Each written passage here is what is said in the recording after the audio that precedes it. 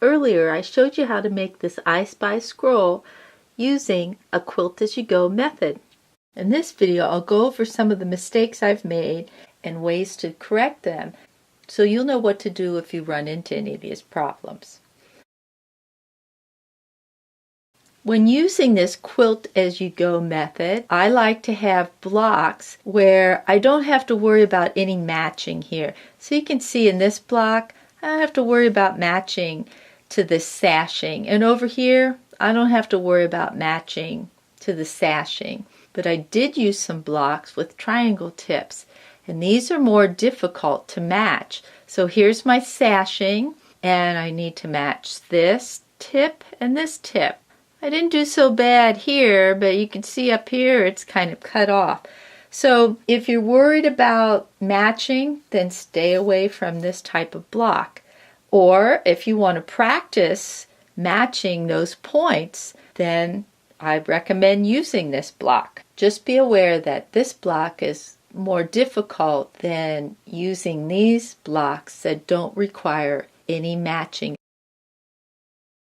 I didn't use my walking foot because I wanted to show you that it's possible to quilt small pieces with a regular foot as long as you follow some guidelines. The fabric in this quilt sandwich will have a tendency to slide if you don't keep it well pinned. I took the pins out and ran this through the machine to show you what I was talking about. If these layers are off more than 1/8 of an inch, then this seam will have to be ripped out and you'll need to start over again. Now on this piece you'll see the layers, they're off a little, but it's 1/8 or less. So I can make do with this. This is at least 1/4 of an inch here. I'd have to rip this seam off. I also sewed this with a regular stitch length, and you'll notice that there's puckering here. When you first start quilting, I think it's better to sew with a larger stitch length. Using 100% cotton batting between the layers will also help prevent the fabric from slipping.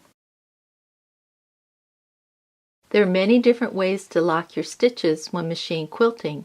The easiest, but not the prettiest, is to sew in reverse and then forward to ensure the threads stay in place. You want to find a place on your piece that will hide those stitches. This dark fabric, or maybe over here in this red apple, would have been the best place to start and stop. And I actually had good intentions here, but I came back a little too far, and you can see where it shows up in this lighter fabric. Now over here on this circle, you can hardly tell where I started and stopped. It's right in here. Whenever you're quilting, look for a spot in your fabric that's going to allow your stitches to blend in. And last but not least, I want to apologize for the way I laid these blocks out on the wall if it was confusing to you. I think I was so focused on getting this film, I didn't notice I had mixed these up. And later on, when I was sewing the sashing in between, I wasn't paying much attention to the fact that it didn't match up the way they were laid out. So I hope that this encourages you to double check your layouts before sewing.